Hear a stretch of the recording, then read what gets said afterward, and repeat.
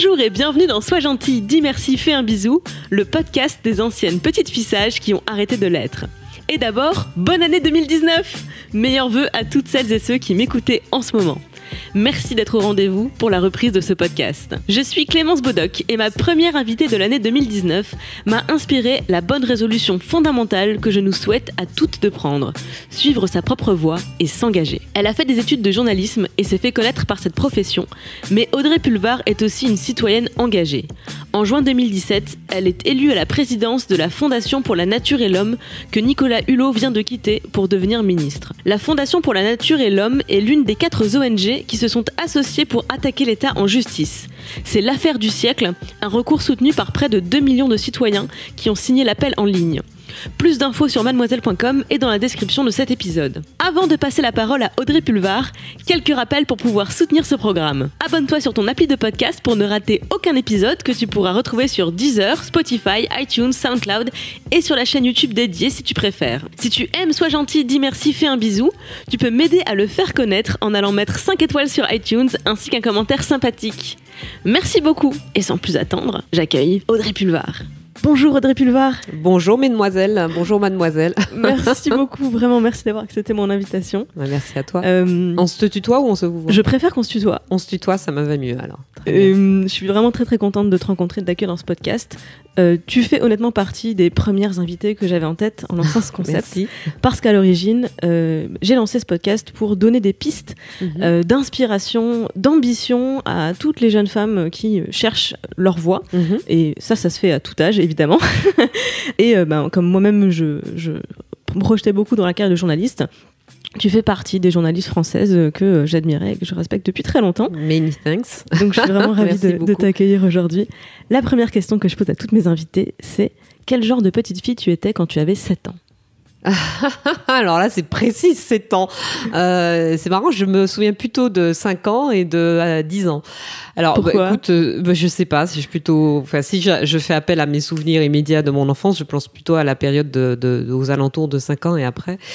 7 ans, je pense que j'étais une petite fille qui lisait tout le temps. Je lisais énormément. Je pense qu'à 7 ans, j'habitais en Martinique. J'étais déjà venue à Paris en vacances. J'avais dû venir à Paris une fois, je pense, à l'âge de 7 ans. Mais j'habitais en Martinique. J'habitais à moitié à Fort-de-France, à moitié à la campagne. J'étais élevée par ma maman et par les parents de ma maman, comme beaucoup d'enfants antillais. Et j'avais très peu accès, et tant mieux, à la télévision. Oh là là, c'est une époque, ça paraît être il y a 5 siècles. Il y avait la télé quand même déjà, hein, mais elle était en noir et blanc. J'ai vécu le passage du noir et blanc à la couleur. J'ai vécu l'apparition des magnétoscopes VHS. Mais moi, ça m'intéressait pas beaucoup et j'avais très peu accès à la télé, mais je lisais énormément. J'étais très solitaire. Pourtant, j'étais dans une famille très chaleureuse, très bruyante, très nombreuse, avec plein de cousins, cousines, d'oncles, de tantes, de réunions hebdomadaires tous les dimanches chez les grands-parents, ma grand-mère qui faisait la cuisine pour 30 personnes, etc. Donc, j'ai eu ce côté très foisonnant de l'enfance, mais j'étais assez solitaire et puis toujours dans mes livres, quoi, toujours le nez dans mes bouquins. Et alors, à quel moment tu as commencé à à sortir des livres et à participer aux discussions, à te construire un petit peu ? Assez tôt, justement, parce que je lisais beaucoup quand j'avais 7 ans, mais je lisais déjà des livres très sérieux. En fait, c'est pour ça que quand tu m'as posé la question, je t'ai dit, je pense plutôt à 5 ans et à 10 ans, parce qu'effectivement, j'ai appris à lire très tôt grâce à ma grand-maman, la mère de ma mère, qui m'a appris à lire vers l'âge de 4 ans. Et je suis tombée dans la lecture, mais je suis tombée en amour avec les livres. Donc j'ai eu toute la période entre 4 et 6, grosso modo, Oui, Club des 5, Alice, etc. Et je suis passée très rapidement à des choses beaucoup plus sérieuses. Et effectivement, à 9-10 ans, j'ai commencé à lire du Balzac. Après, tous les grands classiques français. Du coup, ça m'a... du coup, c'est pas très français d'ailleurs, comme expression. Par conséquent, ça a beaucoup éveillé en moi le goût des autres, le goût de la discussion, mais pas forcément de la controverse, parce que la controverse m'intéresse peu, mais ce qui m'intéresse, c'est vraiment la discussion, la construction, et la construction d'un consensus. Et puis, j'étais dans une famille très politisée. Mon père était un responsable syndical et responsable politique. Ma famille, en général, au-delà de mes 2 parents, mes oncles et tantes, etc., étaient très militants. Ma mère était très féministe, mais mes tantes également. Ma grand-mère maternelle, je dis souvent, c'est ma première féministe. Donc, bon, tout ça se passe au début des années 70, qui sont des années de bouillonnement idéologiques, sociaux, etc. Et tout ça, vraiment, enfin, je suis tombée dedans, quoi, quand j'étais petite, et ça a vraiment formé encore une fois, mon goût des autres, quoi. Mon goût des autres, de les connaître, de discuter avec eux, de confronter des idées, de réfléchir ensemble, de progresser. Enfin, c'est toujours ça qui m'a intéressée. Et donc, je pense qu'assez vite, je me suis un peu mêlée, en tout cas, et j'ai écouté, parce que dans l'éducation antillaise, les enfants ne se mêlent pas de la conversation des adultes avant longtemps. Donc, j'ai beaucoup écouté. Et puis, bon, après, j'ai été déléguée de classe quand j'étais collégienne, j'ai commencé à foutre ma merde, là, à protester, à mobiliser, à organiser des événements quand je considérais qu'il y avait une injustice qui était faite à un élève ou une élève. Et puis, voilà, vers 14-15 ans. Ensuite, je suis venue habiter à Paris et j'ai été collégienne et lycéenne en partie à Paris. Et là, c'était le milieu des années 80, donc c'était la mobilisation contre la loi de Vaquet, c'était... la loi de Vaquet, c'est quoi ? 86. Je suis dans 86. Là, le point vieillesse est arrivé.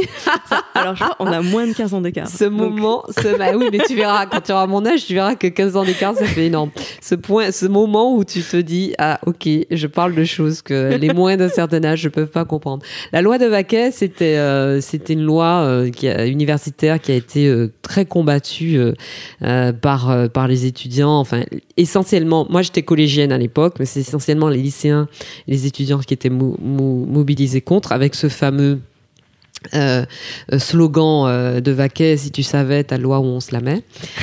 C'était pas mal, hein, c'était bien repris, et d'ailleurs ce slogan a été décliné dans d'autres manifs par la suite, mais c'est vrai que là ça sonnait plutôt bien, et beaucoup de jeunes s'étaient mobilisés contre cette loi. Donc c'est en 1986 de mémoire, et c'est l'année, au cours de ces manifestations, d'ailleurs anti-de Vaquet, on est dans la France de Pasqua et de Pandro. Pasqua, ministre de l'Intérieur, Pandro, son secrétaire d'État. On est dans la cohabitation, Jacques Chirac est Premier ministre, François Mitterrand est président. Et pendant ces manifestations contre la loi de Vaquet, un étudiant, Malick Oussekine, est battu à mort par des forces de l'ordre. Les fameux voltigeurs créés par Charles Pasqua. Et Malick Oussekine pour moi, a été vraiment, pour nous tous, tous de cette génération-là, est un symbole. Voilà, pour nous, c'était un tournant, quoi. La mort de Malick Oussekine, le passage à tabac de ce jeune homme poursuivi par des voltigeurs jusque dans la cour d'un immeuble de rue Monsieur-le-Prince à Paris, et battu à mort, c'est quelque chose qui nous a énormément marqué, évidemment. Donc voilà, et tout ça participe de mon intérêt pour la chose publique, pour le débat, pour la vie politique. Puis il y a eu aussi un autre moment avant ça, parce qu'effectivement, en 86, et Malick Oussekine, c'était quand même très très fort. C'est en 81. L'élection de François Mitterrand. Oui. En 81, alors là, j'avais 9 ans, mais j'étais en vacances donc j'habitais en Martinique, mais j'étais en vacances chez une de mes tantes qui habitait à Paris. Et elle habitait rue du Petit Musc, qui est juste à côté de la place de la Bastille. Je savais qu'il y avait des élections, tout ça, parce que quand même, j'entendais parler, tout ça, ça m'intéressait. Mais le jour de l'élection de François Mitterrand, d'abord, j'ai vu quand son visage s'est découpé sur l'écran à 20h. Il est 20h et vous découvrez le visage du nouveau président de la République et c'est François Mitterrand. Alors là, explosion de joie dans tout l'immeuble, etc. Et là, ma tante passe plein de coups de fil et tout ça. Et elle me dit, viens, on va à Place de la Bastille. Et pour moi, Place de la Bastille, c'était un endroit bruyant avec plein de voitures. Je voyais pas du tout l'intérêt de sortir Place de la Bastille à ce moment-là. On y est allé. Évidemment, j'ai compris tout de suite que voilà, il se passait quelque chose. Et c'est le moment où j'ai vu, parce que je voyais tous ces adultes complètement transportés, qui pleuraient, qui se jetaient dans les bras les uns des autres, etc. Et c'est le moment où j'ai pris conscience de ce que la politique pouvait, sinon changer, du moins laisser espérer aux gens comme changement dans leur vie. Et c'est vrai que ça a été un moment très très important d'éveil politique pour moi. Je comprends beaucoup mieux. T'es en train de spoiler des questions que je vais poser plus tard. Ah pardon, j'ai fait des réponses trop longues, excuse-moi. Non, pas du tout, mais on va y revenir du coup tout à l'heure. Mais c'est vrai qu'une des questions principales que je me pose moi-même et que je voulais te poser, c'était comment tu passes de journalisme à l'engagement. Est-ce que le journalisme et l'engagement, c'est forcément opposé? Et voilà, tu me racontes les premières années de ta vie. Et oui, je comprends tout à fait d'où ça vient. C'est de base dans tes racines, donc dans ta construction. Non, moi, encore une fois, je suis tombée dedans quand j'étais petite, mais j'ai été biberonnée à l'engagement, au féminisme. Mais je savais pas que c'était ça, en fait. Bon, on y viendra peut-être tout à l'heure, mais moi, je suis née, je suis née femme. Enfin, je suis née petite fille et je suis devenue une femme, mais je suis surtout née féministe sans même le savoir, parce qu'en fait, c'était même pas du conditionnement, c'est que les choses allaient de soi, et ce n'est qu'après quand j'ai été confrontée justement à mes premières expériences négatives en tant que femme. C'était quand? C'était à quel âge? Ça, c'est au début de ma carrière professionnelle. C'est là que j'ai compris que ce qui me paraissait tout à fait normal et tout à fait acquis ne l'était pas, en fait, et qu'il fallait se battre pour le garder. Et c'est là que j'ai compris que, en fait, j'étais féministe, mais je ne le savais même pas, parce que pour moi, c'était évident que la société devait fonctionner sur un schéma féministe, un schéma d'égale possibilité d'aspiration pour les femmes et les hommes. Mais non, sur l'engagement, ouais, j'ai été biberonnée à ça, j'ai été nourrie à ça. Tu poses la question de savoir si on peut... Journalisme et engagement sont dissociables. Oui, probablement, oui, ils le sont. C'est-à-dire, bon, je pense que de toute façon, tout ça dépend de ce qu'on fait en tant que journaliste. Moi, l'essentiel de ma carrière de journaliste a été une carrière sur l'information politique, l'information générale, présenter un journal, présenter un journal télé, diriger un journal en presse écrite, faire de la radio sur une chaîne généraliste de grande écoute, etc. C'était des médias qui, certes, avaient une coloration, on va pas se voiler la face, mais ce sont des médias qui, tout de même, prétendent et ont pour mission de s'adresser à tout le monde. Donc, c'est ce qu'on appelle des médias généralistes. Ce ne sont pas des médias militants, ce ne sont pas des médias engagés politiquement, etc. Donc, ces médias-là, pour la plupart pour lesquels j'ai travaillé, se devaient de s'adresser au plus grand nombre. Et là, il y a un devoir de neutralité. Donc, effectivement, on doit faire son travail de journaliste avec la plus grande neutralité possible. L'objectivité, c'est une notion assez relative, mais en tout cas, la neutralité, ça suppose une grande honnêteté intellectuelle de la part des journalistes. Et ça, c'est pour moi la première, enfin la qualité primordiale d'un journaliste. C'est avant même l'ouverture aux autres, c'est l'honnêteté intellectuelle, surtout dans la période actuelle. Mais il y a toujours eu, en fait, des fake news. Alors, évidemment, aujourd'hui, elles sont au centuple, mais le fait qu'un journaliste doive faire un effort particulier et se plier à un devoir déontologique d'honnêteté intellectuelle, ça a toujours existé. Ensuite, il y a évidemment l'ouverture aux autres, la curiosité, le fait de se remettre en cause, de se poser la question de comment les choses se passent ailleurs, et puis d'être un médium le plus juste et le plus neutre possible entre l'émetteur l'émetteur de l'information et le récepteur de l'information. Donc moi, je me suis battue j'ai fait ce métier pendant 25 ans, et je me suis battue pendant 25 ans pour le faire de la façon la plus honnête possible, et dans toutes les situations dans lesquelles je me suis trouvée, y compris des situations privées qui pouvaient poser question, j'ai toujours mis une énergie folle à préserver mon indépendance de journaliste, mon honnêteté professionnelle et la rigueur avec laquelle je faisais mon métier. Quand j'ai senti que ce que je faisais de ma vie personnelle entrait vraiment en contradiction avec mon métier de journaliste, c'est-à-dire quand je me suis engagée à la présidence de la Fondation pour la Nature et l'Homme, j'ai quitté le métier de journaliste. Parce que je considérais que la Fondation faisant des propositions politiques de transformation de la société, mettant en cause la politique des gouvernements en place, etc., je ne pouvais pas faire ça le matin et le soir, faire mon métier de journaliste politique. Donc à ce moment-là, pour moi, c'était incompatible. Maintenant, si on est journaliste dans un média engagé, affiché comme tel, bon, on reste journaliste de toute façon, parce que cette question d'honnêteté, d'équilibre, de neutralité, elle se pose à tout moment. Mais évidemment, on va traiter plutôt tel ou tel sujet que tel autre, parce que son journal est plutôt orienté vers tel sujet que tel autre. Donc voilà, la réponse, elle est un peu double à ta question. Par ailleurs, le fait d'avoir été journaliste et d'avoir fait vraiment, encore une fois, le maximum pour démontrer en permanence, à la fois à moi-même mais aux autres, la rigueur avec laquelle je faisais ce métier, ne m'a pas empêché, à côté, d'être engagée sur des sujets qui, à mon sens, concernent tous et n'ont pas forcément une orientation politique marquée. Se battre pour l'égalité des droits entre les femmes et les hommes, j'espère que ce n'est pas une question que d'un camp politique, sinon il y aurait de quoi s'inquiéter. Se battre contre les discriminations, contre le racisme, contre les violences et les discriminations dont sont l'objet les LGBT par exemple, ça me semble, bon, je dis ça en faisant un petit peu d'ironie, ça me semble un sujet... Oui. Qui devrait être au-delà des orientations politiques. Et donc oui, pendant 25 ans, j'ai fait mon métier de journaliste et je me suis aussi engagée contre la pauvreté, contre les discriminations, pour l'égalité entre les femmes et les hommes, et contre les violences faites en général à l'ensemble des populations discriminées. Moi, j'aime pas parler de minorités, parce que souvent on dit oui, les minorités. Non, on n'est pas des minorités. Parce je crois qu'on est majoritaire, vraiment. Déjà, les femmes, on est une majorité.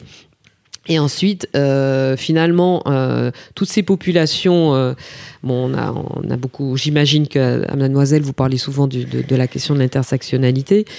Toutes ces populations qui souffrent de discrimination sont souvent les mêmes ou victimes des mêmes schémas. Et si on les ajoute, ça fait une majorité. Donc, je préfère parler de oui. personnes discriminées plutôt que de minorités. Sur Mademoiselle, on parle moins d'intersectionnalité que de croisée des luttes, parce que c'est le terme français déjà popularisé par les féministes dans les années 60-70, et notamment pour faire la différence avec la vision très américaine de la société qui ne correspond pas du tout à la nôtre. Absolument, je suis d'accord sur le fait qu'on ne puisse pas transposer de façon, décalcomanier la situation américaine et la situation en France. Je vais revenir dans l'ordre des questions, parce que le principe de cet entretien, c'est que tu choisis certaines questions. Et parmi celles que tu avais choisies, il y a la première fois que tu as exprimé une ambition professionnelle. Tu sais, c'est la première fois qu'on dit « quand je serai grande, je serai ». Est-ce que tu te souviens ? Ah oui, je me souviens très bien. Je me souviens très bien.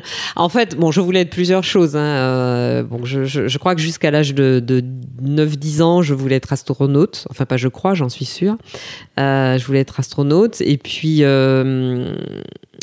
ensuite, grosso modo, entre l'âge de 10 et 12 ans, je voulais être avocate. Et ça, c'est le truc que je voulais. J'ai jamais voulu être hôtesse de l'air ni maîtresse d'école.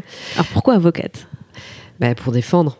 D'abord pour le côté éloquence, et puis pour pouvoir défendre la veuve et l'orphelin.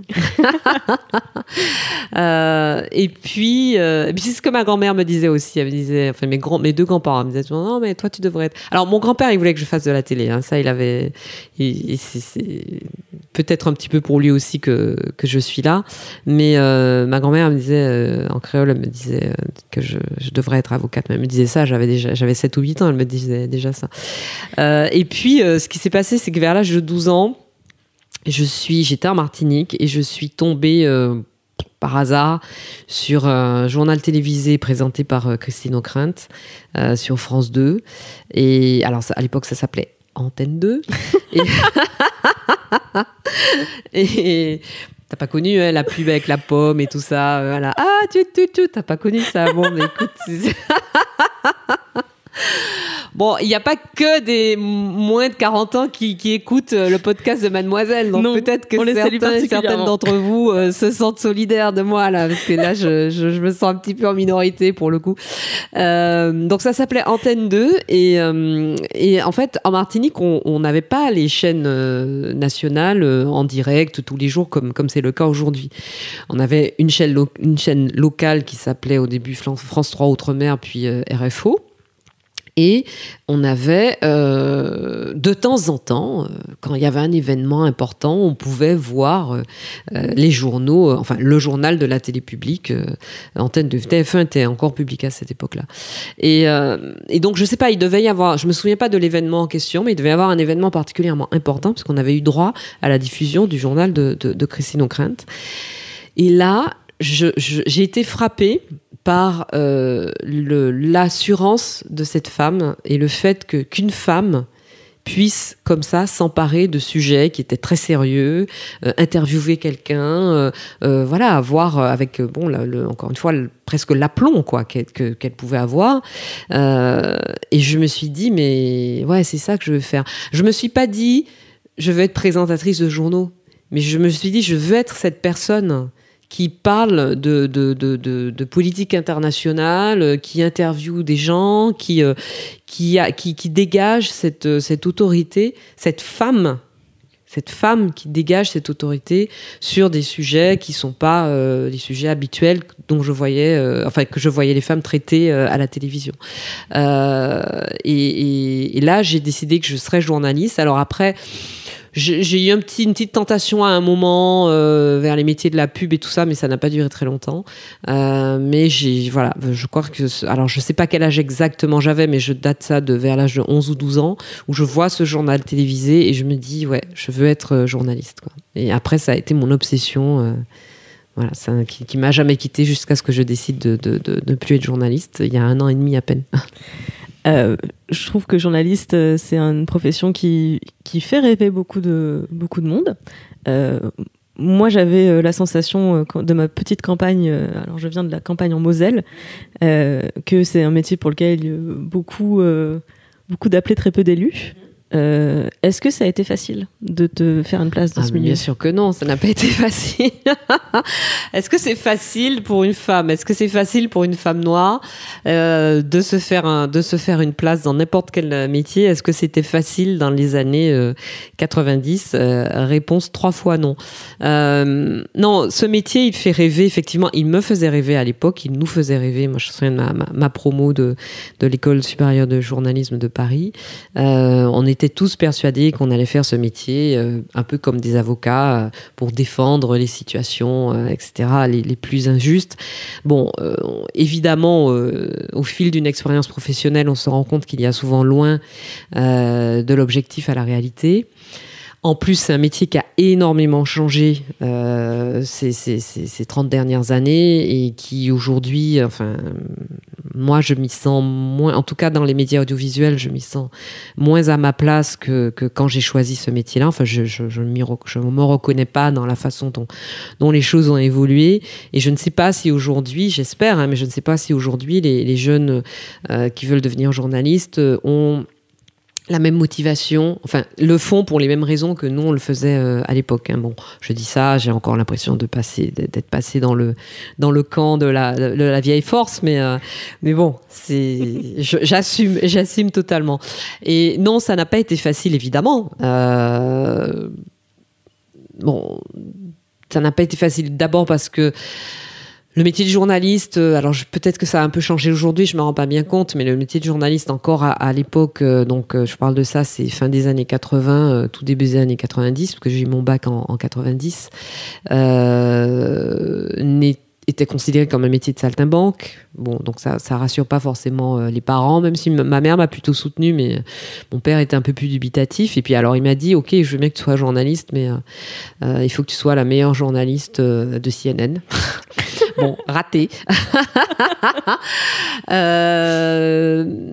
Après, évidemment, faire des études de journalisme. J'ai commencé par des études de sciences éco et ensuite j'ai fait des études de journalisme. Bon, ça n'a pas été très compliqué.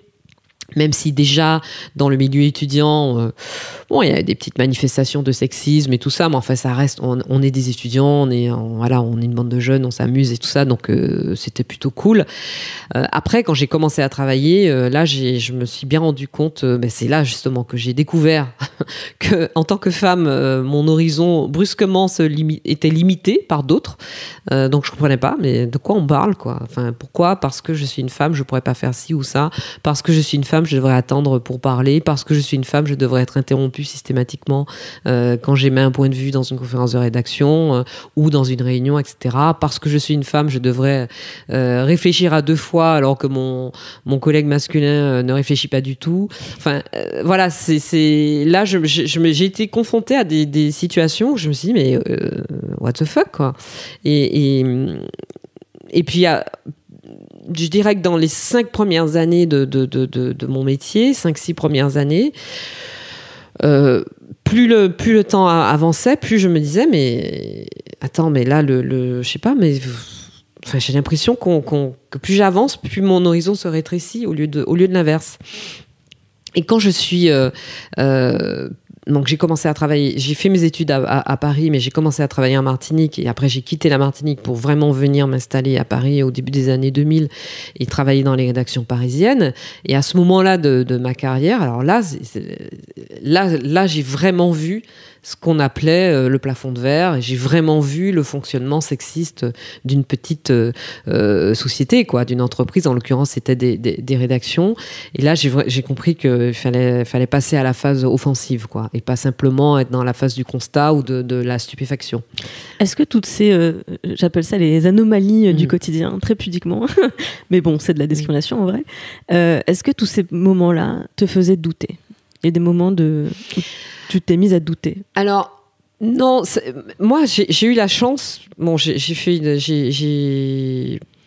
longuement évoqué mon enfance et mon adolescence et mon contexte familial tout à l'heure. Donc, ce contexte familial et le fait que j'ai été élevée dans une famille très militante, très engagée sur les questions de droit des peuples à disposer d'eux-mêmes, d'autonomie des femmes, etc. Le fait d'avoir été élevée dans une famille où à la fois mon père et ma mère étaient féministes, mais tout mon entourage, enfin, c'était une évidence que moi, on m'a martelé dans mon enfance, ma mère, ma grand-mère, mes tantes, mes sœurs. En plus, je suis la troisième d'une fratrie où on est 3 sœurs et je suis la plus jeune. Donc, vraiment, là, j'étais drivée vers le haut en permanence sur le côté féministe avec des gens qui n'arrêtaient pas de me dire « Tu dois te réaliser par toi-même, c'est toi qui fais ton chemin, tu fais tes choix. » Alors évidemment, toutes ces personnes me souhaitaient d'avoir une vie amoureuse épanouie. Et même si et c'est assez singulier dans le contexte des années 70 aux Antilles, j'ai été élevée vraiment dans un contexte où l'homosexualité a été quelque chose qui m'a tout de suite été présenté comme une sexualité équivalente à l'hétérosexualité. Donc mes parents étaient vraiment... ils m'ont éduquée comme ça. En même temps, on n'en était quand même pas au point où quand ils me parlaient de moi adulte, ils imaginaient que je puisse par exemple être avec une femme. Donc ils me disaient, tu vas rencontrer un garçon, etc. Bon, ils n'allaient pas au point de me dire, tu vas rencontrer un garçon ou une fille, donc tu seras amoureuse.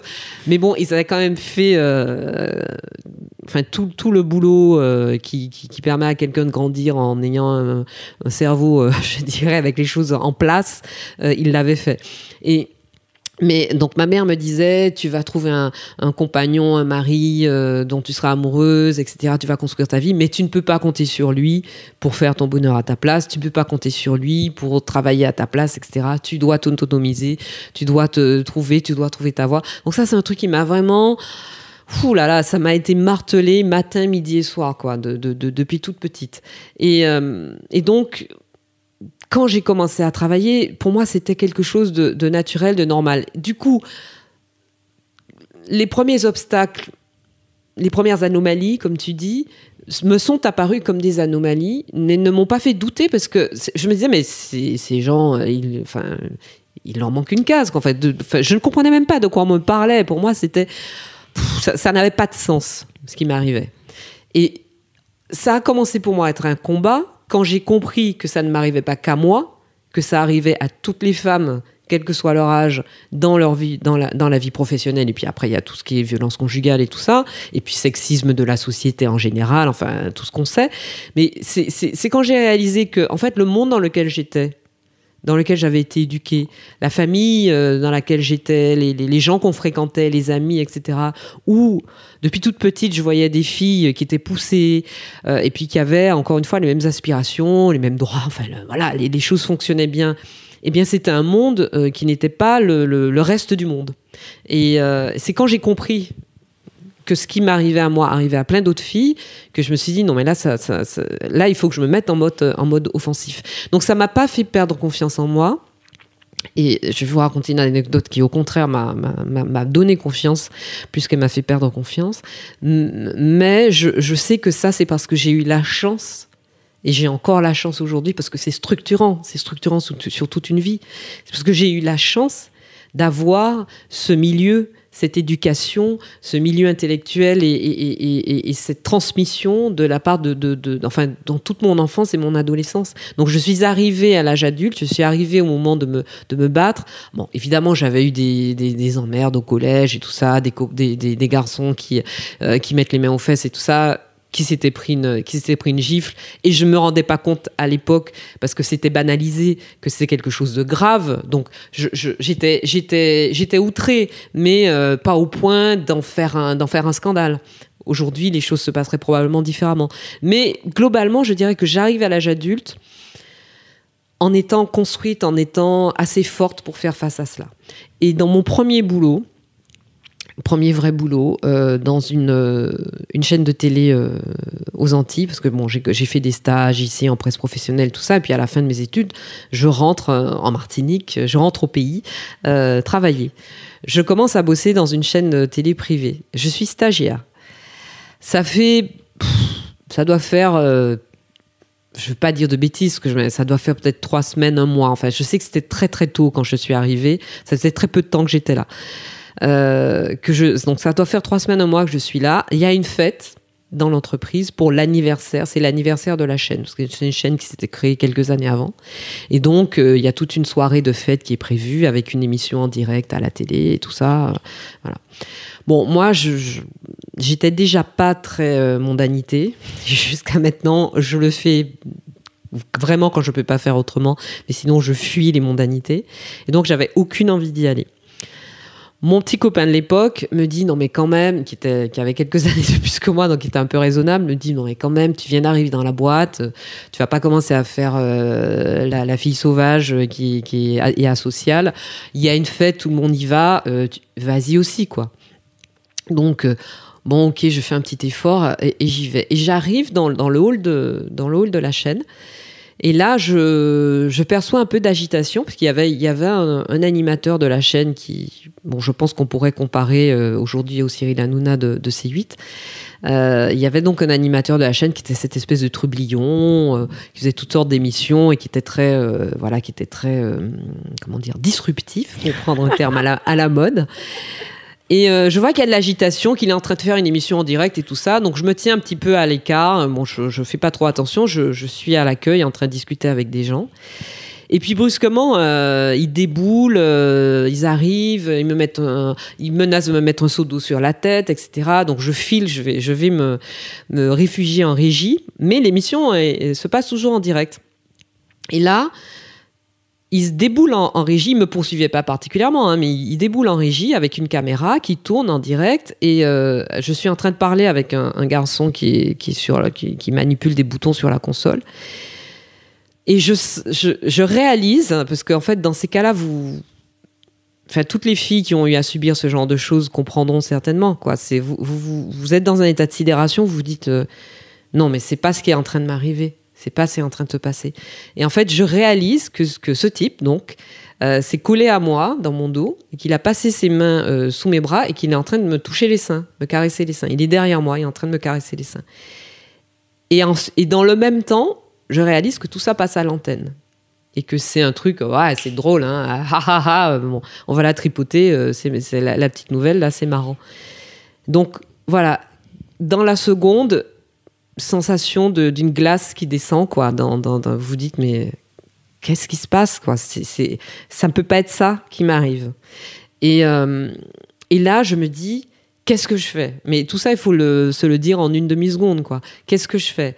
Je lui mets une gifle, je le pousse, je rigole, je me déplace, je fais quoi? Je viens d'arriver dans la boîte, je suis stagiaire, j'ai envie de bosser dans cette boîte, je suis à l'antenne, les gens me regardent. Qu'est-ce qu'il faut faire? Quelle est la bonne réaction?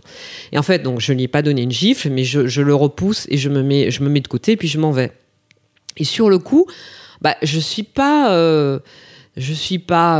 blessée, humiliée, etc., mais je suis en colère.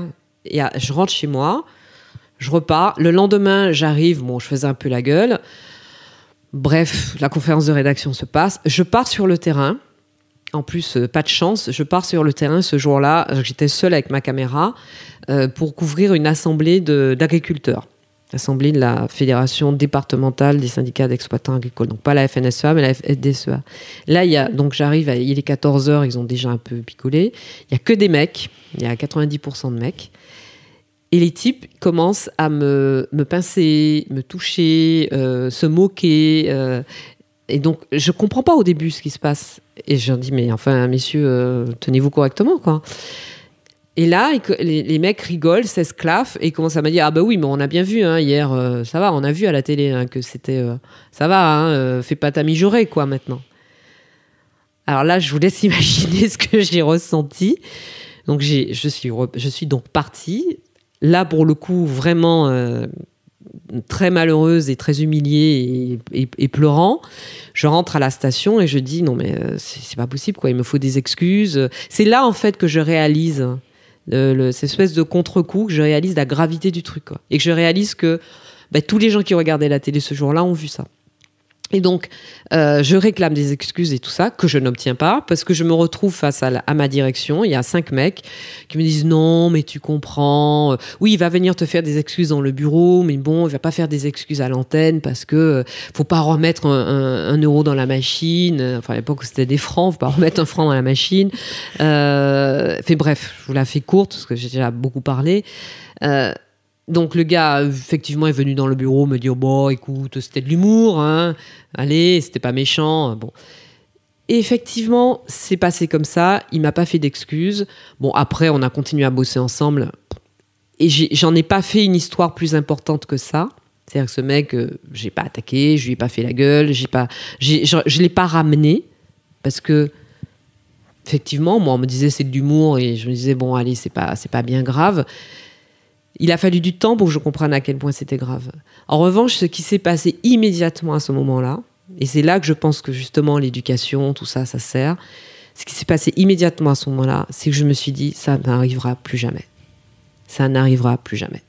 Et effectivement, j'ai dû développer, pendant tout le reste de ma carrière, une espèce une chimie qui annonçait dès le départ à tous les gens et tous les mecs, puisque c'était souvent des mecs de pouvoir que je rencontrais, que ça n'allait pas être possible.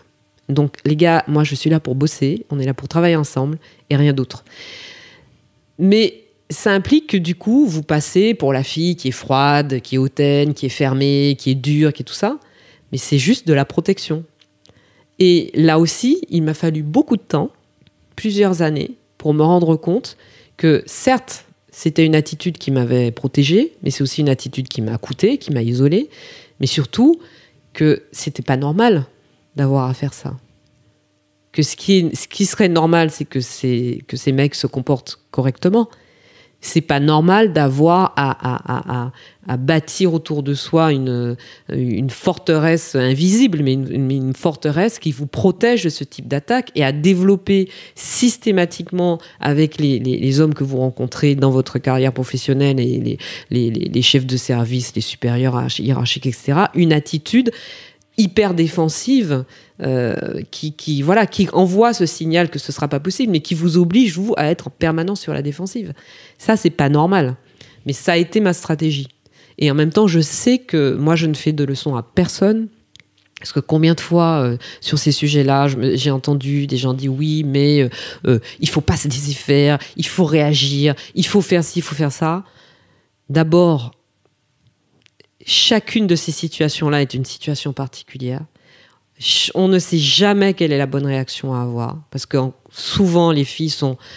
Que ce soit des remarques sexistes quotidiennes, que ce soit des gestes, que ce soit des agressions, etc. Il y a toujours cet état de glaciation, quoi. Où c'est comme une protection de la part du cerveau qui se dit mais c'est pas possible, c'est pas ça qui se passe. Et donc après cet état de glaciation qui peut durer longtemps ou pas longtemps, la réaction qu'on a, c'est celle qu'on peut avoir en fait. Et donc moi je ne juge absolument pas, ou je ne dévalorise absolument pas le fait que certaines filles acceptent pendant des années, se taisent, rigolent quand on leur dit de rigoler alors qu'elles n'ont pas du tout envie de rigoler et tout, parce que chaque situation est différente. On fait avec ce qu'on a, on fait avec ce qu'on peut, avec ce qu'on a comme bagage, avec ce qu'on a comme arme, avec ce qu'on a comme contexte, avec ce qu'on a comme contrainte aussi. Hein. Est-ce que ce boulot, si je l'ai pas, je suis à la rue, ou est-ce que je peux en avoir un autre, etc., etc. On fait avec ce qu'on a. Mais ce n'est pas normal que ce soit aux femmes de faire avec ce qu'elles ont. Ce qui serait normal, c'est d'être dans une société où elles puissent travailler, évoluer dans leur couple, dans la rue, dans leur entreprise, etc., sans avoir à se poser ces questions-là. C'est ça qui serait normal. Je te remercie infiniment d'avoir raconté ça. Je vais te dire pourquoi. Parce que on plaisante depuis tout à l'heure sur le fait que 15 ans nous séparent à peine. Pourtant, tout ce que tu racontes est extrêmement actuel et tu permets de lever le secret le mieux gardé du monde professionnel. Combien d'entreprises, d'administrations, de milieux professionnels, dans combien de ces milieux court la rumeur que telle femme, elle est pas sympa. Elle est froide, elle est distante, elle est machin.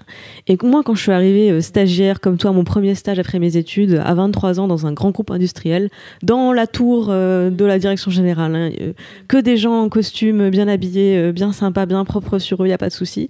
C'est une des premières informations des bruits de couloir. Alors, il y avait très peu de femmes, 2 à la direction générale, si je me souviens bien de mémoire. Elles sont pas sympas, elles sont méchantes, elles sont distantes, etc., etc. Et j'ai appris à les connaître avec le temps et par plein de moyens détournés. Et je me suis rendu compte qu'il y avait 2 catégories de femmes dans cette entreprise. Il y avait les pas sympas qui étaient toujours là et les sympas qui se faisaient rouler dessus et épuisés, lessivés. Et moi, j'étais sympa. J'ai tenu 3 ans. Mais oui, non, mais malheureusement, c'est souvent le cas. C'est souvent le cas. Et puis, alors, les sympas, soit qui effectivement sont lessivés au bout de très peu de temps, soit parce qu'elles supportent, quoi. Mmh. Parce qu'elles supportent sans... et puis, le problème, c'est toujours à qui on s'adresse. C'est-à-dire que quand vous êtes une jeune femme de 20 ans, de 23 ans, de 25 ans, c'est votre premier boulot, c'est votre deuxième boulot, vous venez d'arriver dans la boîte, etc., vous êtes une proie tellement facile, quoi. Parce que d'abord, vous n'avez pas les codes de l'entreprise, vous ne savez pas comment les choses fonctionnent. Vous vous dites, bon alors comment c'est là ? Est-ce que si je fais ça, est-ce que je vais être mal vue ? Je vais être blacklistée ? Je vais être considérée justement comme les pas sympas ? Alors souvent, c'est pas sympa frigide. Hein.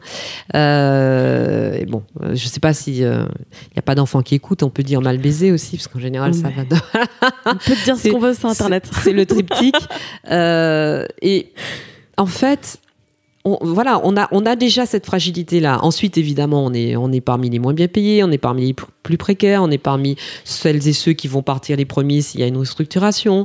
On a envie de bien faire, on a envie de comprendre. Enfin, donc on est des proies faciles. Et c'est effectivement, à ce moment-là, il faudrait presque, dans le cursus, à la fin d'un cursus universitaire ou école, etc., avoir des sessions de formation dans l'entrée en milieu, en entreprise. Et puis quand on entre en entreprise plus tôt, parce qu'on est passé par une filière professionnelle ou des choses comme ça, ou parce qu'on a fait un choix de vie qui fait qu'on rentre dans la vie active plus tôt, il faudrait presque un sas de formation, quoi, pour les garçons et pour les filles, pour que ces personnes apprennent à se comporter les uns avec les autres de façon normale, quoi. Parce que la normalité, c'est d'être correct avec les gens. La normalité, c'est pas de leur imposer des propos machistes, sexistes, des attitudes déplacées, dans un sens ou dans l'autre, d'ailleurs, parce que les filles, dire d'un mec qui passe, j'en ferais bien mon petit 4 heures, il a un beau petit cul, c'est non, le même problème, c'est pas bien non plus. C'est notre face du même problème. C'est aussi, voilà, évidemment, ça arrive moins souvent, mais c'est pas pour autant que ça passe, quoi. Donc, moi, je suis frappée de voir à quel point ce genre de... Alors, évidemment, il y a des femmes qui, jusqu'au bout de leur carrière, subissent surtout quand elles montent, quand elles essaient de monter, de percer le plafond de verre, subissent des brimades, des remarques sexistes, etc. Mais quand même, ce sont surtout les jeunes collaboratrices qui sont dans ces situations-là et qui sont particulièrement démunies. Donc, face à ça, encore une fois, elles font ce qu'elles peuvent avec ce qu'elles ont. Combien de fois...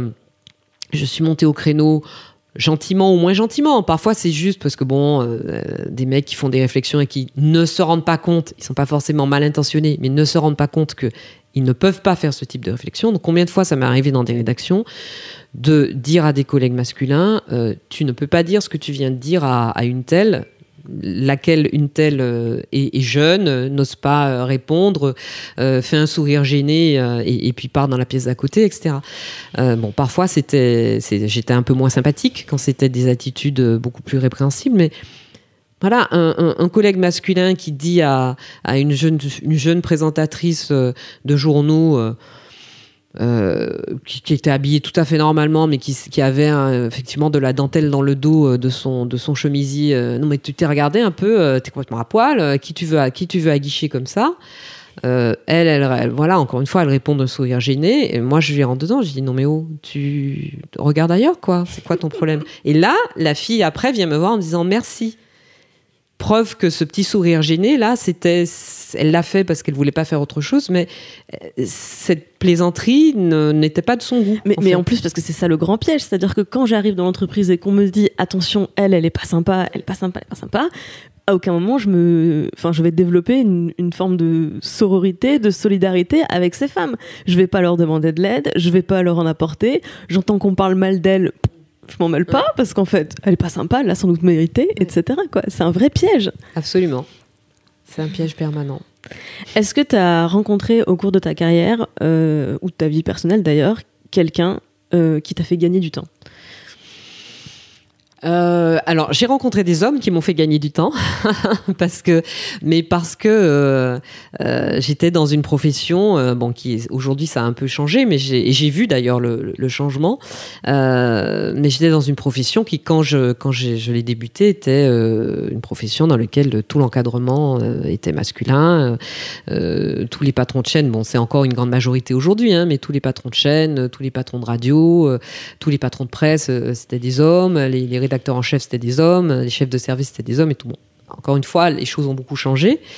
Donc le pouvoir était masculin et j'ai rencontré des hommes qui m'ont fait gagner du temps parce qu'ils m'ont fait confiance, parce qu'ils ont eu une attitude correcte envers moi et qu'il n'y avait pas du tout d'équivoque, et parce qu'ils m'ont appris des choses. Voilà, parce que c'est des gens qui m'ont appris mon métier, qui m'ont appris à progresser, qui m'ont confié des responsabilités et qui m'ont incité. Alors peut-être qu'ils ne savent même pas qu'en cela ils étaient assez féministes, mais qui m'ont incité à prendre ces responsabilités sans me poser la question de savoir si j'étais à la hauteur. Parce que ça, c'est quasiment une constante chez les femmes. C'est-à-dire que dans l'entreprise, on leur donne des responsabilités et elles se posent la question de savoir si elles sont à la hauteur. parfois elles vont même refuser ces responsabilités-là en se disant non, mais je vais pas être à la hauteur, ou elles vont se mettre sous une pression folle pour être à la hauteur de ces responsabilités-là, alors qu'en général, les mecs ne se posent pas cette question. Ils ne se demandent pas s'ils ont mérité la promotion qu'on leur propose. Est-ce qu'il y a un moment particulier où tu as pris conscience, par l'exercice de ton métier, du pouvoir que tu avais ? Oui, à plusieurs titres.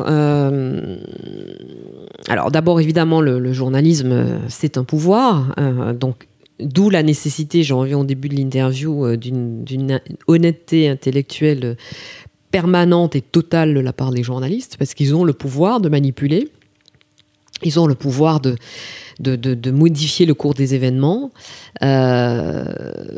L'actualité récente nous le démontre. Hein. Je pense qu'il y a beaucoup de médias doivent se poser la question de la façon dont ils ont traité l'émergence du mouvement Gilets jaunes, un certain nombre de personnes auxquelles on a donné la parole sans se poser la question d'où elles parlaient, qui elles étaient, etc. Alors ça ne veut pas dire que la parole doit être réservée à un cercle fermé, c'est pas ce que je dis, mais on peut se poser la question de accorder libre antenne quasiment à des gens dont on découvre 2, 3, 4, 5 jours ou 3 semaines après qu'ils ont une vision de la société assez anti-républicaine. C'est pas le cas de tous les Gilets jaunes, hein, mais je prends cet exemple. Donc là, il y a un pouvoir, de toute façon, qui est singulier au métier de journaliste.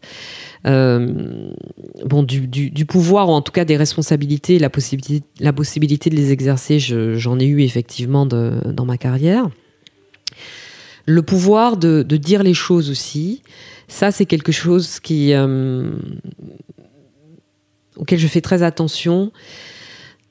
J'ai beaucoup rencontré de gens, de femmes, mais pas que des femmes, mais j'ai beaucoup rencontré de femmes, jeunes ou moins jeunes d'ailleurs, qui me disaient « Mais vous avez la possibilité de dire les choses, vous avez la possibilité de dénoncer nos situations, vous avez la possibilité de dire stop à certaines choses. Faites-le pour nous, parce que nous, on n'a pas cette voix-là, quoi. On n'a pas voix au chapitre. » Donc quand je me battais contre les violences faites aux femmes, personnellement, j'ai eu un épisode violent dans ma vie sentimentale, mais je ne peux pas dire que dans ma vie sentimentale, j'ai été une femme qui a subi des violences. Il y a eu un événement particulier, mais bon, globalement, on pourrait me dire, mais vous n'en avez jamais vécu, de quoi vous parlez ? Je parle pour les femmes qui m'ont demandé de parler pour elles. Au début de ma carrière, au milieu de ma carrière, un peu moins à la fin parce que les choses s'étaient un peu banalisées, j'ai rencontré beaucoup de jeunes de la diversité me disant vous représentez un modèle pour moi, vous me démontrez que c'est possible pour des gens comme moi. Et donc ça, c'est quelque chose qui pour moi qui était une grande responsabilité. C'est pas seulement un pouvoir, c'était une responsabilité. Donc j'avais un devoir envers ces jeunes-là. Et voilà, c'est quelque chose auquel j'ai été très très sensible et sur lequel j'ai été très vigilante.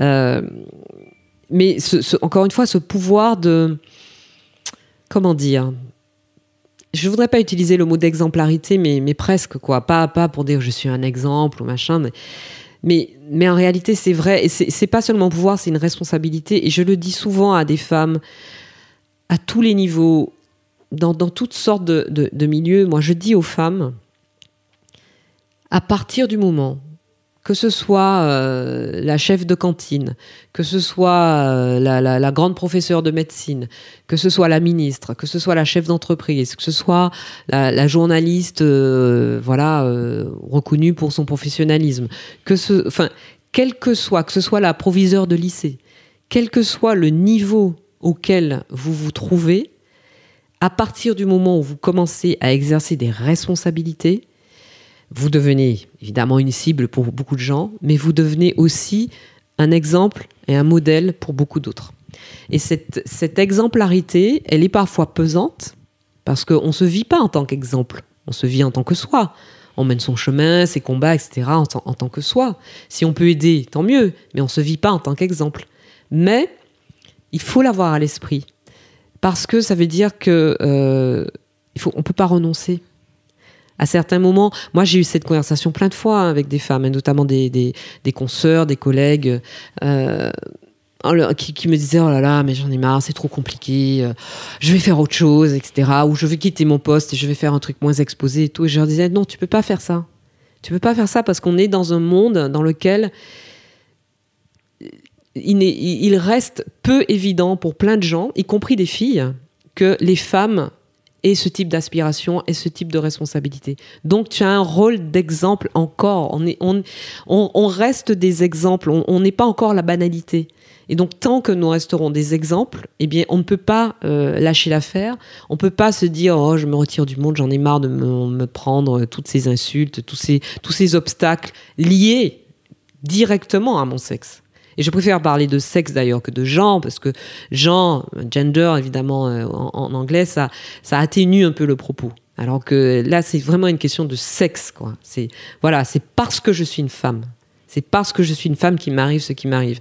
Et donc, parce que je suis une femme et que j'ai réussi un certain nombre de choses et que j'ai un parcours qui est un peu, qui est peut-être un peu différent de ce à quoi on s'attendait, que ce soit moi ou plein d'autres, encore une fois, je dis je, mais voilà, au nom de toutes ces personnes-là, eh bien, j'ai un devoir de continuer à me battre pour que des jeunes femmes, des jeunes hommes, parce qu'il faut que les garçons soient aussi impliqués, pour que des petites filles et des petits garçons se projettent dans une société où on peut être Madame la Présidente, où on peut être Madame la Ministre, où on peut être Madame la bâtonnière et qui n'est pas la femme du bâtonnier, où on peut être Madame la chef de cantine, Madame la chef d'entreprise, Madame la... C'est important, encore une fois, pour les jeunes filles, pour les jeunes hommes, pour les petites filles et pour les petits garçons. Ça peut être pesant hein, parfois hein, de se dire oh là là, moi je voudrais juste vivre ma vie quoi. Mais malheureusement on est dans une situation où on peut pas se contenter de ça. Tu as répondu à la question fondamentale que je me posais avant de te rencontrer, qui était que est-ce que le militantisme et le journalisme sont compatibles, et en fait informer c'est militer. Oui, absolument. Alors, j'ai deux questions fondamentales encore à te poser avant qu'on conclue cet entretien. La première, je voudrais revenir sur l'évolution du métier de journaliste. Effectivement, alors je crois que c'était Titu Lecoq en 2016 qui avait écrit au moment de la campagne présidentielle que journaliste était devenu un métier plus détesté que contrôleur des impôts dans les dîners de famille. Et là, il y a 2 semaines, pour Noël, je suis rentrée chez mes parents, donc en Moselle. J'habite près de Saint-Avold, un fameux rond-point de mobilisation Gilets jaunes. Saint-Avold, petite ville qui du coup est semi-asphyxiée parce que c'est le rond-point d'accès à la ville et que les gens regardent BFM TV, donc ils ont peur d'aller en ville. Et j'ai voulu aller parler à des commerçants. Parce que moi je vis du coup à Paris, hein, je vais 2 fois par an en Moselle, c'est très loin de chez moi maintenant, mais je suis une enfant du pays quand même. J'ai voulu aller parler à des gens, et bien sûr je me présente comme journaliste. Personne n'a voulu me parler.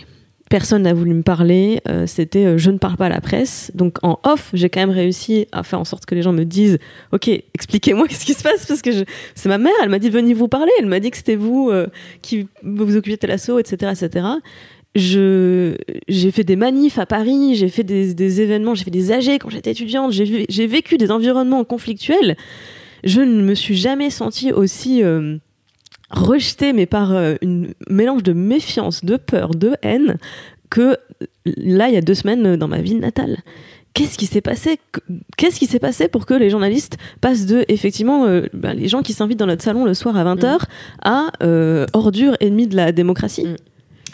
Alors, je pense qu'il y a un contexte qui est au-delà des journalistes. Il y a un contexte de crispation, de violence, de tous contre tous, qui va bien au-delà du métier de journaliste. Vous voyez bien l'état dans lequel est le pays, et au-delà, ça ne concerne pas que la France.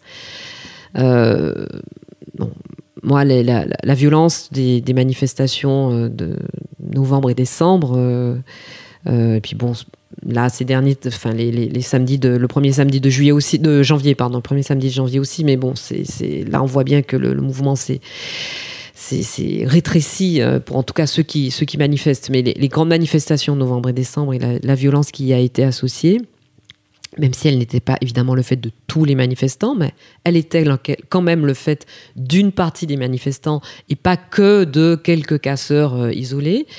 Moi, j'avais jamais vu ça en France.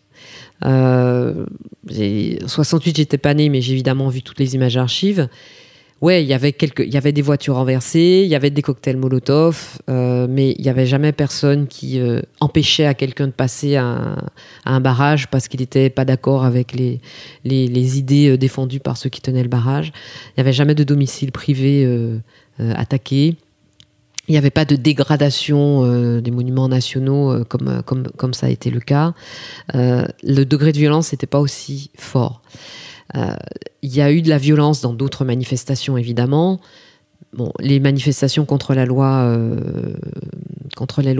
El Khomri, les ordonnances sur la loi travail, il y a eu également des manifestations de violence à ce moment-là, notamment contre les forces de l'ordre.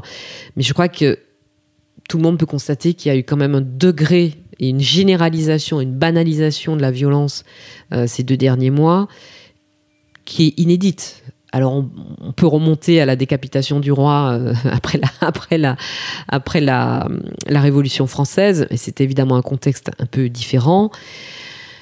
Et j'ai même envie de vous dire que cette décapitation, elle a été décidée par une représentation nationale. Elle n'a pas été le fait d'une foule qui envahirait brusquement Versailles, qui attraperait le roi par le callback et qui l'emmènerait à la guillotine. Ça s'est pas fait comme ça. Donc cette crispation, cette colère, ces haines qui s'expriment, on les a vues se cristalliser ces 10 dernières années, ces 10-15 dernières années. Que le Front National fasse 20% des voix en 2002 et qu'il en fasse 33% en 2017, ça devrait être déjà une indication très forte. Tout ce qui s'est passé dans les années 2000, alors moi, pour le coup, j'ai vécu ça vraiment de façon très forte en tant que journaliste. Tout ce qui s'est passé dans les années 2000 et ce qui se passe depuis le début des années 2010, c'est le résultat de la décennie 2000-2010, comme libération de la parole haineuse, exacerbation des crispations, découpage de nos sociétés en différentes communautés, tout ça amplifié évidemment par le phénomène non seulement des réseaux sociaux, mais tout ce que les algorithmes nous délimitent comme horizon désormais. C'est tout ça qui fait le contexte dans lequel les journalistes sont de plus en plus rejetés. Après, évidemment, la presse a une part de responsabilité dans ce rejet. Le rejet des journalistes, il ne date pas d'aujourd'hui. Moi, quand j'ai commencé ce métier, il y a plus de 25 ans, on parlait déjà de la défiance des Français envers les journalistes, mais elle n'était pas à ce point, quoi. Il n'y avait pas cette haine. Il y avait de la défiance. Il y avait du oui, on nous raconte n'importe quoi, et encore, tout le monde ne le pensait pas. Mais il n'y avait pas cette haine, et il n'y avait pas cette violence qui s'exprime aujourd'hui. Encore une fois, je pense cette violence et cette haine sont à l'image du fonctionnement de la société en général, et ça se répercute sur les journalistes. Après, moi, j'ai quitté ce métier il y a 1 an et demi pour prendre la présidence de la Fondation, mais j'ai pris la présidence de la Fondation parce que je voulais quitter ce métier aussi. C'est à double sens. Parce que ce métier, je ne m'y reconnaissais plus. Je ne m'y sentais plus à mon aise. Je ne me sentais pas bien dans cette société justement très haineuse et très mise en scène par les médias, singulièrement les médias de l'audiovisuel. Et comme j'ai rarement tendance à penser que j'ai raison alors que tout le monde a tort, ça m'arrive de temps en temps, mais je ne le pense pas toujours, je me suis dit, mais puisque tout le monde fonctionne comme ça, tous les médias... Encore une fois, je parle plutôt de l'audiovisuel, parce que la presse écrite, c'est encore autre chose. Tous les médias classiques, généralistes, qu'ils soient privés, qu'ils soient publics, quelle que soit leur histoire, quel que soit leur héritage, fonctionnent comme cela, c'est que c'est l'époque qui est comme ça. Et moi, si je ne m'y sens pas bien, c'est à moi de partir. la façon dont ce métier a évolué, elle m'effraie. Mais, comme je suis une indécrottable optimiste, en fait, c'est parce que je suis vraiment pessimiste que je suis optimiste. C'est les vrais pessimistes qui sont optimistes, en fait. Quand vous êtes vraiment pessimiste, vous êtes tellement pessimiste que vous saisissez le moindre ray de lumière qui passe. Et vous vous y accrochez, et vous dites voilà, il y a un petit espoir. Donc c'est ça. Et moi, mon optimisme et le ray de lumière, c'est que je pense, et j'en ai eu la démonstration tout au long de ma carrière, je pense qu'il y a de toute façon un besoin d'information exigeante, juste et vérifiée. Je devrais dire d'information tout court. Il y a un besoin et il y a une demande. Et donc, même si 95% de l'information est mal embouchée, mal traitée, et commercialisée, etc., s'il reste 5%, même s'il reste 2% de l'information qui est faite par des journalistes sérieux, rigoureux, professionnels, et qui font le métier de façon exigeante, qui traitent les sujets au fond, avec honnêteté, encore une fois, et en faisant vraiment leur boulot de mise en perspective, il y aura toujours un public, et un public beaucoup plus large qu'on l'imagine, pour aller vers ces médias-là, pour aller vers ces contenus-là. Et plus on a de fake news, plus on a de sources d'information, plus on a cette obésité de l'information dans laquelle on est plongé, plus le petit ray de lumière de celui ou celle qui fait correctement son boulot, qui est là vraiment pour vous informer, pour vous apporter des éléments de réflexion, non pas pour penser à votre place, mais vous apporter des éléments de réflexion, de mise en perspective, de construction d'un point de vue, eh bien celui ou celle qui fait ça, il va toujours trouver des gens qui s'intéressent à son travail. Il sera un petit peu la lumière dans la nuit, quoi. Donc, voilà, je suis pas très optimiste sur la façon dont le métier fonctionne. Je suis assez inquiète et assez pessimiste de l'époque telle qu'elle va, de la haine, des fake news, du fait qu'on est quand même à la tête de la première puissance mondiale, un complotiste, sexiste, raciste et d'extrême droite. Et donc ça donne le là pour l'ensemble de la planète. Mais je m'attache au fait que le vrai boulot, les idées, non pas l'idéologie, mais les idées, les sujets de fond, trouveront toujours leur public. Et donc c'est vers ça que je vais et c'est ce que je recherche. Ok, merci pour ça. Je vais garder espoir, du coup. Ma dernière question va porter sur l'affaire du siècle, parce que du coup, tu es à la tête, présidente de la Fondation pour la Nature et l'Homme, et c'est l'une des 4 ONG qui attaque l'État en justice pour inaction climatique. D'où ça vient? Pourquoi avoir choisi cette action? Parce que la réalité, c'est que l'État, nous ne demandons pas, parce que j'ai entendu des critiques sur cette action, sur le thème, et d'ailleurs le ministre de la Transition écologique lui-même a fait cette critique sur le thème, oui, mais ce ne sont pas les tribunaux qui vont créer les lois, etc. Non, nous ne demandons pas... Les lois existent. Voilà, nous ne demandons pas aux tribunaux de créer des lois. Ce sont les législateurs qui créent les lois, c'est les parlementaires qui créent les lois. Nous demandons aux tribunaux de faire la France appliquer les lois qu'elle a déjà promulguées, dont les décrets même sont déjà sortis, les décrets d'application, et nous demandons aux tribunaux de faire la France respecter les engagements qu'elle a déjà pris. La France, avec l'accord de Paris, avec les objectifs de développement durable, et un certain nombre de lois, notamment la loi sur la transition écologique et la loi biodiversité, a pris des engagements. L'État français a des responsabilités envers ses citoyens que ni la France ni l'État ne respectent. Et donc, nous, après des années de plaidoyer, de lobbying d'intérêt général, de militantisme, de mobilisation, d'action auprès des décideurs, pour que non seulement ces décisions, ces lois soient votées, mais qu'en plus elles soient appliquées, et devant l'inaction, justement, des décideurs, on a décidé de passer à la vitesse supérieure et de saisir la justice. La justice a déjà été saisie sur des sujets comme ceux-là en France. Elle a déjà été saisie à l'étranger. Elle a déjà rendu des décisions contraignantes pour les États qui les ont obligés à mettre en œuvre des mesures efficaces. Nous espérons que c'est ce qui se passera avec cette action. Alors là, pour l'instant, vous avez collectivement déposé une demande. Une demande préalable, oui. C'est ça. Et c'est l'absence de réponse ou la réponse négative qui va derrière être attaquée en justice. En fait, c'est la procédure. On fait une demande préalable qui est un document juridique, une quarantaine de pages, évidemment, où chaque virgule et chaque syllabe est pesée. On a déposé cette demande préalable, on l'a envoyée au gouvernement, au chef de l'État et au chef de l'État. Ils avaient 2 mois, donc ça a été fait mi-décembre, ils avaient 2 mois pour nous répondre. Bon, là, on en est à presque un mois. On s'attendait pas à ce qu'il y ait un bouleversement, une tectonique des plaques magistrale en 2 mois. Mais le délai, c'est 2 mois. C'est ce qui est prévu par la procédure. On en est à 1 mois.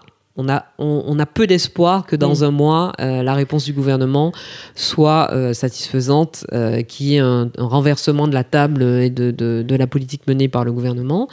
Et donc, la deuxième étape, c'est effectivement, fin d'hiver, début de printemps, de saisir le tribunal administratif. Le bouleversement, cela dit, intervient peut-être du côté de l'opinion publique, parce que le recours qui a été lancé a été suivi d'un appel qui a été signé par, à l'heure où on enregistre, près de 2 millions de personnes. Près de 2 millions de personnes. Oui. Est-ce que tu t'attendais à ce qu'il y ait en moins d'un mois? Non, on ne s'attendait pas à avoir autant de soutien en moins d'un mois, et c'est à la fois énergisant et rassérénant. C'est énergisant parce qu'effectivement, c'est pour nous, c'est un carburant, mais c'est une énergie renouvelable. Hein. C'est une énergie propre, c'est un carburant pour continuer, évidemment. Et puis, c'est rassérénant parce que ça démontre que ces questions-là sont des préoccupations pour l'ensemble des Français, pour l'ensemble des citoyens qui habitent en France. Et pas seulement, comme on nous le dit souvent, une préoccupation élitiste de quelques militants bobos illuminés. C'est un sujet du quotidien. Les questions environnementales, moi je dis souvent, c'est là qu'on voit qui est dans le nouveau monde et qui est dans l'ancien, hein, puisque le chef de l'État nous vante le nouveau monde, la nouvelle société en permanence. Le nouveau monde, c'est celui qui met les choses à la bonne place. C'est-à-dire que le changement climatique étant un amplificateur d'inégalités et un accélérateur de précarité, si on ne lutte pas contre le changement climatique, eh bien, on continue d'amplifier les inégalités, on continue de rendre plus précaires les plus précaires. En revanche, lutter contre le réchauffement climatique, c'est d'abord lutter contre les inégalités et contre les précarités. Donc, concrètement, mettre en œuvre un grand plan de rénovation énergétique des logements pour, par exemple, mettre à l'abri les 11 millions de Français qui sont en situation de précarité énergétique. C'est une mesure de lutte contre le réchauffement climatique qui lutte contre les inégalités et qui protège les plus précaires. Mettre en œuvre des plans de développement des infrastructures, des transports en commun les moins polluants possibles. Le fait que sur le territoire, sur l'ensemble du territoire, on n'ait jamais la contrainte d'utiliser son véhicule, et encore moins la contrainte d'utiliser un véhicule polluant, mais qu'on ait toujours le choix de le faire, et donc le choix d'avoir en transport sur le rail, en tramway, en bus, en covoiturage, en autopartage, en ramassage, le mot n'est pas très, très beau, mais c'est comme ça qu'on appelle ça, en ramassage organisé dans les communes les plus isolées, qu'on ait le choix de faire autre chose que de prendre son véhicule, qui est quand même le mode de transport le plus polluant qui existe aujourd'hui, eh bien ça, c'est un devoir des États. Et c'est une façon de lutter contre les inégalités et contre toutes les formes de précarité. S'inquiéter de mettre à disposition du plus grand nombre une alimentation de qualité, une alimentation saine et de qualité, qui soit respectueuse de l'environnement, qui soit respectueuse de la santé des agriculteurs, qui puisse prodiguer aux agriculteurs un revenu décent, un revenu qui leur permette de vivre de leur activité, une alimentation qui soit plus saine pour le plus grand nombre. Eh bien, ça aussi, c'est une mesure de lutte contre le réchauffement climatique et c'est une mesure de lutte contre les inégalités, contre les précarités. Pareil pour la pollution de l'air, pareil pour la pollution des cours d'eau, pareil pour la lutte contre les perturbateurs endocriniens. Toutes ces questions-là sont des questions liées au changement climatique. Et au lieu de se dire, il faut d'abord qu'on règle les questions d'emploi, de sécurité, de santé publique, et ensuite on va se poser la question du réchauffement climatique, il faut se dire, c'est à travers les transformations que nous mettons en œuvre pour lutter contre le changement climatique que nous résolvons les questions d'inégalité, de précarité. C'est en luttant contre le réchauffement climatique qu'on crée de nouveaux emplois, qu'on accompagne les emplois qui disparaissent, enfin les salariés qui travaillent dans des emplois, des secteurs qui vont disparaître. C'est en luttant contre le réchauffement climatique qu'on crée des situations de sécurité sanitaire et de sécurité intérieure qui soient acceptables et qui soient les meilleures pour tous. Et surtout, cette lutte contre les inégalités, c'est vraiment le nerf de la guerre, quoi. Et c'est pour ça que nous disons que la lutte contre le changement climatique et l'effondrement de la biodiversité, ça ne peut pas être un compartiment de la politique, ça doit être le socle de l'ensemble des politiques, puisque c'est une question qui est liée à l'alimentation, à l'agriculture, au transport, à la mobilité, à l'énergie, quel type d'énergie on utilise, à la solidarité en général, à l'éducation, c'est aussi une question d'éducation, c'est une question de justice, la preuve avec ce recours, et c'est même une question de culture. Évidemment, une question de sécurité intérieure, de cohésion à la fois nationale, mais en même temps d'équilibre géopolitique, puisqu'on sait que les changements climatiques provoquent des conflits, que les changements climatiques mettent à la merci du terrorisme des populations entières, que le changement climatique déplace déjà des dizaines de millions de personnes aujourd'hui dans le monde chaque année. Donc, ça ne peut pas être qu'une question parcellaire, ça ne peut pas être qu'un compartiment d'une politique. Ça doit être le socle de l'ensemble des politiques. Et c'est ce changement qui n'a pas encore eu lieu dans la tête de nos dirigeants. Ils continuent de considérer, et c'est en ça qu'ils sont ancien monde, que l'environnement, c'est une question parmi tant d'autres. Non, l'environnement, c'est la question majeure qui résout toutes les autres. Ça, c'est de la nouvelle société. Et je t'écoute.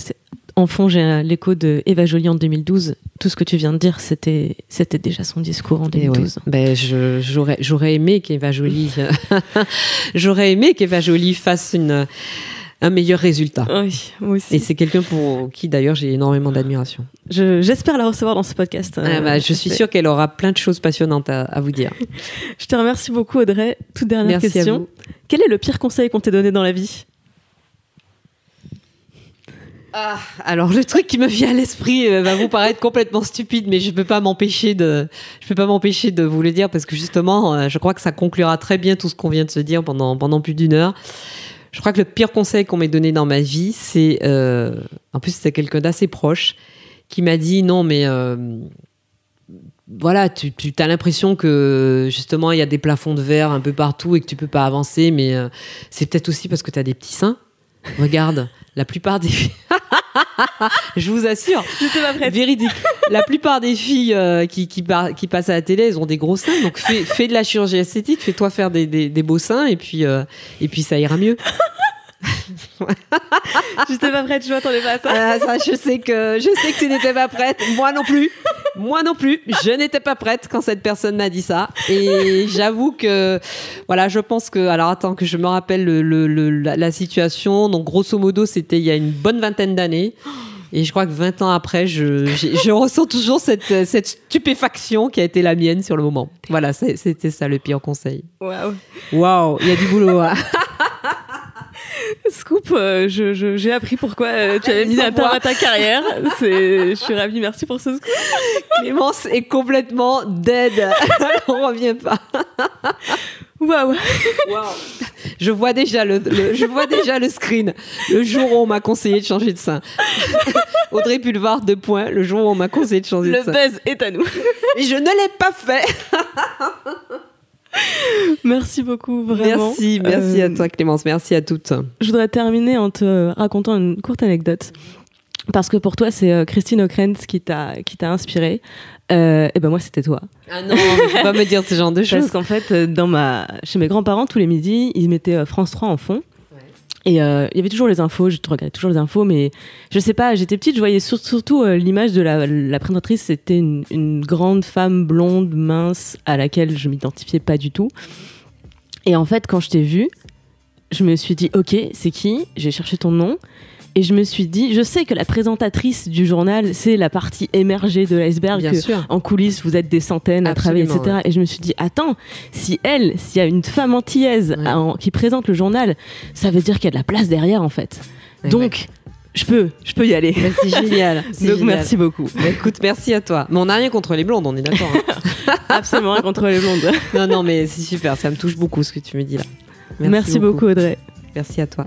Sois gentil, dis merci, fais un bisou. C'est fini pour cette semaine. Merci beaucoup d'avoir écouté jusqu'au bout. Tu trouveras plus d'informations sur l'affaire du siècle en allant chercher dans les liens dans la description du podcast et sur mademoiselle.com. J'ai écrit plusieurs articles sur le sujet. Un premier qui relaie l'appel en soutien à la pétition. Toi aussi, attaque l'État en justice. Un deuxième qui décrypte les raisons sur lesquelles s'appuie ce recours pour espérer un succès. Peut-on attaquer l'État en justice et autres questions posées par l'affaire du siècle. Et à ce jour, un troisième article qui est un commentaire du succès historique de la pétition en ligne. Plus d'1,5 million de signatures en l'espace de 4 jours seulement. De quoi ce succès est-il le nom ? Et je ne manquerai pas de suivre à l'avenir l'évolution du recours contre l'État. Rendez-vous sur Mademoiselle. Merci pour ton écoute. Si ça t'a plu, n'hésite pas à me le dire dans les commentaires sur mademoiselle.com, sur YouTube ou encore sur iTunes avec 5 étoiles. Ça me fait plaisir et ça permet au podcast de gagner en notoriété. Sois gentil, dis merci, fais un bisou, reviens chaque jeudi sur Mademoiselle.